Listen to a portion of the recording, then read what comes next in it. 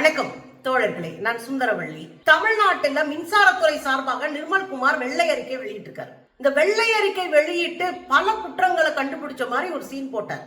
ஆனா அத்தனைக்கும் பதில் சொல்லி பாடம் நடத்தி ஒழுங்கா உண்மையை பேசுங்க, ஆதாரத்தோடு குற்றத்தை சாட்டுங்க, இல்லன்னா உங்கள் மீது சட்ட நடவடிக்கை எடுக்கப்படும் மிரட்டி விட்டுருக்காரு செந்தில் பாலாஜி. என்ன நடக்குது தோழர்களே? இல்ல தொடக்க நாள்ல இருந்தே, பதவியேற்ற நாள்ல இருந்தே பணம் இல்ல கஜானா காலி காலின்னு பேசிட்டு இருந்தாரு நம்ம அண்ணன் விஜய். கூட இருக்கிற கும்பல்லாம் ஜால்ரா போட்டுட்டு இருந்துச்சு. அப்புறம் வெள்ளை அறிக்கை நாங்க வெளியிட்டு எல்லாத்தையும் அம்பலப்படுத்துவோம் அப்படின்னு ஆரம்பிச்சாங்க. நிதித்துறைக்கு வெள்ளை அறிக்கை வாசிக்கப்பட்டதா, அதுவும் வெத்தறிக்கை தான். இப்போ நிதித்துறையை தாண்டி மின்சாரத்துறைக்கு வெள்ளை அறிக்கை வெளியிடப்பட்டிருக்கு. ஏன் மின்சாரத்துறைக்கு வெள்ளை அறிக்கை? ஏன்னா எங்க பார்த்தாலும் கரண்ட் கட்டு, மக்கள் ஆவேசமாக களத்துல இறங்கி போராட ஆரம்பிச்சாங்க. தாவேக்கு எதிரான மனநிலை உருவானது. விஜய்க்கு எதிராக கடுமையாக பேட்டிகளை மக்கள் கொடுக்க ஆரம்பிச்சாங்க. இதுல மிரண்டு போனவங்க வெள்ளை அறிக்கை ஒண்ணு வெளியிட்டாங்க. இவங்களுடைய நோக்கம் செய்ய முடியாது, பணத்தை திரட்ட முடியாது, வருவாய் ஈட்ட முடியாதுன்னு தெரிஞ்ச பிறகு வெள்ளை அறிக்கை என்கிற பேர்ல ஒரு உள்ளடி வேலையை தொடர்ந்து செய்து தப்பிக்கொள்ள முயற்சி பண்றாங்க. அப்படி வெளியிட்டப்பட்டதுதான் இந்த மின்சாரத்துறைக்கான வெள்ளை அறிக்கை. சரி, அப்படி என்னையா சொன்னாங்கன்னா இதுவும் ஒரு வெத்து அறிக்கை தான். சும்மா இது ஆகி போச்சு, இவங்க ஒண்ணுமே செய்யல, தமிழ்நாட்டு மின்சாரத்துறையே கடன்ல தத்தழிக்குது, மின்சாரத்துக்கான எந்த பெரிய பொருளும் வாங்கல, அதுவும் 6 லட்சம் ரூபாய் மதிப்புள்ள பொருளை 10-12 லட்சம் ரூபாய்க்கு வாங்கி இருக்கிறாங்க. இப்படி பல குற்றச்சாட்டுகள் வைத்து ஒரு வெள்ளை அறிக்கை வெளியிட்டாரு நிர்மல்குமார். அது ஒன்னொன்னையும் டீகோட் பண்ணி ஒவ்வொன்னையும் அதுல இருக்கிற பிரச்சனைகளை தெளிவா சொல்லி நீங்க தப்பா போட்டிருக்கீங்க, இப்படி போடணும் அப்படின்னு செஞ்சிருக்கிறாரு. இதுல குற்றச்சாட்டுகளை சொன்ன உடனே ரொம்ப கோபமா இருந்துட்டாரு செந்தில் பாலாஜி. அதுல முதல்ல என்ன சொல்றாரு அப்படின்னா, நீங்க வெள்ளை அறிக்கை வெளியிட்டதுல பல தவறுகள் இருக்கு, பல புரிதலற்ற தன்மை இருக்கு, குற்றம் சாட்டுறீங்கல்ல, எங்களுக்கு பிரச்சனை இல்லை, ஆனா ஆதாரத்தோடு குற்றம் சாட்டுங்கள். ஆதாரம் இல்லாம நீங்க பாட்டுக்கு அள்ளி தெளிச்சு திசை திருப்பினீங்கன்னா நாங்க அவ்வளவு உட்காந்து வேடிக்கை பார்த்துட்டு இருக்க மாட்டோம் அப்படின்னு கடுமையா பேசினதோட பத்திரிகையாளர்களை பார்த்து ஒரு கேள்வி கேட்டிருக்காரு. ஏங்க, அவர் அவ்வளவு பேசினார்ல, நீங்க ஒரு கேள்வி கேட்டீங்களா? இப்ப ஹார்ட் டிஸ்க் காணாம போச்சு. ஒரு மாசத்துக்கு முன்னாடி இவங்க ஆட்சிக்கு வந்த உடனே மின்சாரத்துறையில் இருக்கிற முக்கியமான தகவல்களை எல்லாம் சேமித்து வைத்த ஹார்ட் டிஸ்க காணாம். 18 ஹார்ட் டிஸ்க் காணாம்னு அரசு சொல்லுது. அதாவது மின்துறை அமைச்சரா இருக்கக்கூடிய நிர்மல் குமார் சொல்றாப்ல 18 ஹார்ட் டிஸ்க காணாம் அப்படின்னு சொல்லிட்டாப்ல. கடைசியில ஒரு குழுவை போட்டு யார் யார் திருடுனா அப்படின்னா, பெங்களூர்ல ஒருத்தர் கைதாகிறவர்கிட்ட பார்த்தா 40 டிஸ்க் இருக்கு. இப்ப செந்தில் பாலாஜி என்ன கேக்குறாருன்னா, நீங்க சொன்னது 18, அவர் கையில இருக்கிறது 40. அதுவும் நீங்க என்னெல்லாம் சொன்னீங்க, முக்கியமான டாக்குமெண்ட்ஸ் எல்லாம் திருடிட்டாங்க, முக்கியமான பிரச்சனை, முக்கியமான தகவல்கள் எல்லாம் திருடிட்டாங்க, அதனால அதுக்குள்ள ஏதோ இருக்கு, இது ஏதோ பண்றாங்க அப்படின்னு திமுக மேல திசை திருப்பினீங்க. ஆனா நீங்க தொலைச்சதா சொன்னது 18 ஹார்ட் டிஸ்க், ஆனா கையில கிடைச்சது 40. மிச்சம் இருக்கிற ஹார்ட் டிஸ்க் எல்லாம் எந்த துறை சார்ந்தது? மின்சாரத்துறை சார்ந்தது மட்டுமா அப்படின்னு சரமாரியா கேள்வி கேட்டிருக்காரு. பாருங்க, ஒரு 18 ஹார்ட் டிஸ்க் காணாம போச்சுன்னு சொல்லி சொன்னீங்க, முக்கிய ஆவணங்கள்லாம் காணாம போச்சுன்னு பல பேர் பரபரப்பு செய்திகளை நீங்களே கூட போட்டீங்க. மின் வாரியத்தினுடைய முக்கிய ஆவணங்கள் அங்கிருந்து காணாம போச்சுன்னு. ஒரு கொஞ்ச நாள் கழிச்சு ஒரு 40 ஹார்ட் டிஸ்க் கைப்பற்றப்பட்டதுன்னு ஒரு செய்தி வந்துச்சு. அது நான் உங்க தொலைக்காட்சி இப்படிலாம் பார்த்தேன். அப்ப மின் வாரியத்திலிருந்து போனது 18 தானே, அதான மின்துறை அமைச்சர் சொன்னாரு. அப்ப கைப்பற்றப்பட்டது 40னா 40ம் மின் வாரியமா இல்ல வேற வேற துறைகளா? யாராவது ஒருத்தர் கேட்கணும்ல. நீ யாரோ ஒரு ரிப்போர்ட்டர்ஸ் அவர் பார்க்கும்போது கேட்கணும்ல, 18 தாங்க அன்னைக்கு காணாம போச்சுன்னு சொன்னீங்க, இப்ப 40 கைப்பற்றி இருக்காங்களே, 40ம் மின் வாரியமா இல்ல 40ம் வேற வேற துறைகளா? இல்ல அப்படி கைப்பற்றப்பட்ட ஹார்ட் டிஸ்க்ல என்ன முக்கியமான ஆவணங்கள் இருந்துச்சு? பாத்தீங்கல்ல, அதுல முக்கியமான கேள்வி என்ன? இதெல்லாம் நிர்மல் குமாரை பார்க்கிற போது நீங்க கேளுங்க, அதை கேட்க மாட்டீங்களே அப்படின்னு சொன்னாரு. அதோட பயங்கரமான ஒரு ஆட்சிக்கு வந்த உடனே நாங்க வேலைக்கு கொடுத்துட்டோம் அப்படின்னு ஒரு சீன் போட்டாங்க. முதலமைச்சரை வச்சு நிறைய பேருக்கு பணி ஆணை கொடுத்தாங்க. எங்க இந்த மின்சாரத்துறையிலேயே நாங்க எல்லாருக்கும் வேலை கொடுக்கிறோம், மின்சாரத்துறையில பாருங்க இத்தனை பேருக்கு நாங்க வேலை வாய்ப்பை உருவாக்கிட்டோம் அப்படின்னு போலியா ஸ்டிக்கர் ஒட்டுற வேலையை பார்த்தாங்க. அந்த உண்மையும் உடைச்சு விட்டுருக்காரு யாரு? இங்க செந்தில் பாலாஜி. அவர் என்ன சொல்றாருன்னா, மின்சாரத்துறைக்கு தேவையான பணியாட்களை ஏற்கனவே நாங்க டிஎன்பிசி வழியாக தேர்வு செஞ்சிட்டோம். தமிழ்நாட்டுல இருக்கக்கூடிய எக்ஸாம் வச்சு மக்களை தேர்ந்தெடுக்கக்கூடிய டிஎன்பிசி வழியா இவங்க தேர்ந்தெடுத்தாச்சு. அந்த லிஸ்ட தான் இவங்க ஓகே பண்ணி இப்ப வேலை கொடுத்துக்கிட்டு இருக்காங்க. இதெல்லாம் நாங்களே ஆல்ரெடி தயார் செய்து பரீட்சை வச்சு தேர்வு செஞ்சு வச்ச லிஸ்ட்.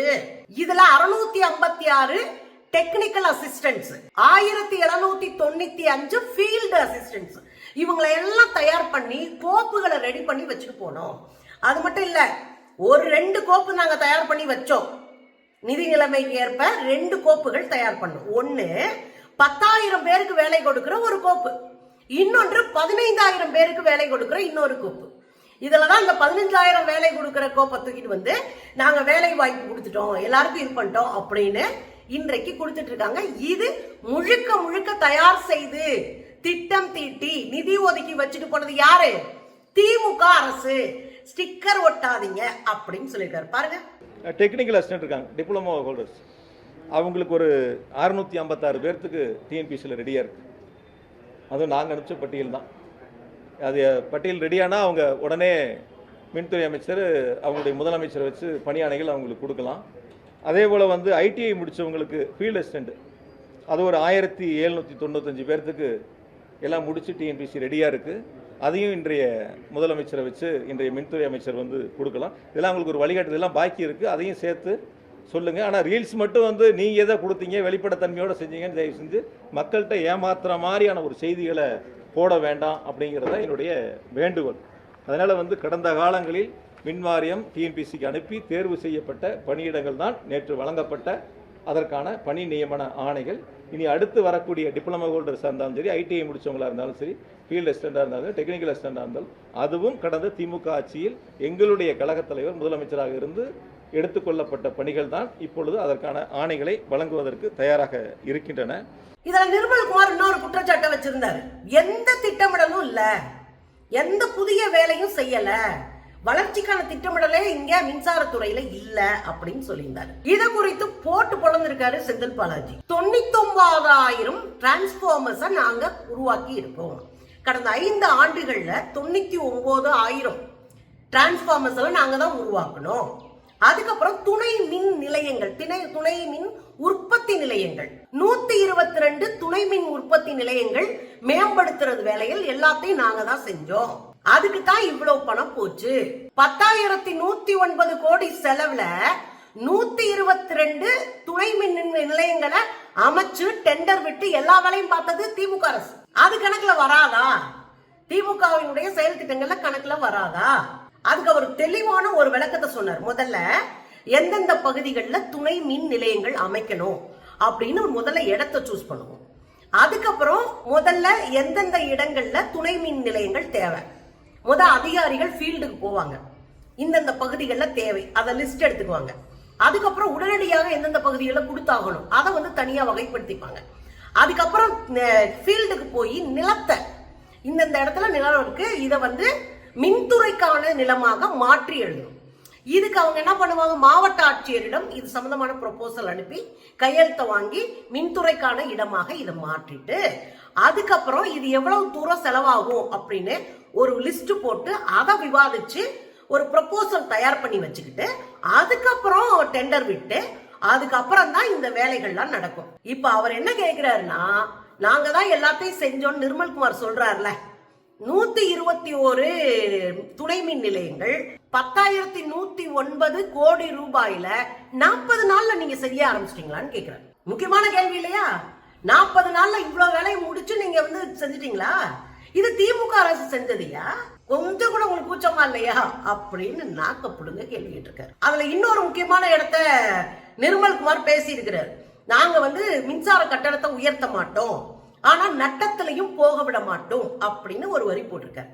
அதுல மிக முக்கியமான ஒரு பாடத்தை நடத்தி விட்டுருக்காரு. மின்சார கட்டண உயர்வு போன ஆட்சியிலும் இருந்திருக்கு.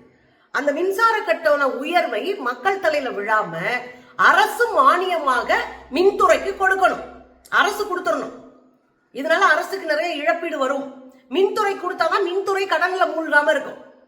அதனால அரசு என்ன பண்ணும், ஒரு திட்டமிட்டு ஒரு குறிப்பிட்ட அளவு பணத்தை மின்துறைக்கு அவர்கள் மிகையா கொடுக்கிற மின்சாரத்திற்கு, விலை ஏற்றப்பட்ட மின்சாரத்திற்கு அரசு கையில கொண்டு காசு கொடுத்துரும். இதனால இது மக்கள் தலையில பெரிய அளவுல பாதிப்பை ஏற்படுத்தும் வகையில இருக்காது. இன்னொரு விஷயம் என்ன அப்படின்னா, நாங்க விவசாயத்துக்கு சிறு குறு தொழில்கள்லாம் மின்சாரத்தை இலவசமா கொடுக்கிறோம் பல யூனிட்ஸ். அதுக்கான பணத்தை எல்லாம் அரசாங்கம் கொடுக்கணும். இதெல்லாம் அரசு செஞ்சா மட்டும்தான் கடன் இல்லாத மின்துறையை உருவாக்க முடியும்னு உட்கார்ந்து பாடம் நடத்தி விட்டுருக்காரு. அதுல இன்னொரு முக்கியமான குறிப்பா சொல்லியிருக்காரு, நீங்க பொத்தாம் போதுக்கு ஒரு அறிக்கை வெளியிடக்கூடாது. முதல்ல மின்துறையில கடந்த ஆண்டுகள்ல வருமானம் எவ்வளவு, அதுக்கு முன்னாடி இருந்த கடன் எவ்வளவு, அந்த கடனுக்கு ஆண்டுதோறும் நாம் கட்டக்கூடிய வட்டிகள் எவ்வளவு, இதெல்லாம் தனித்தனியா போடணும்.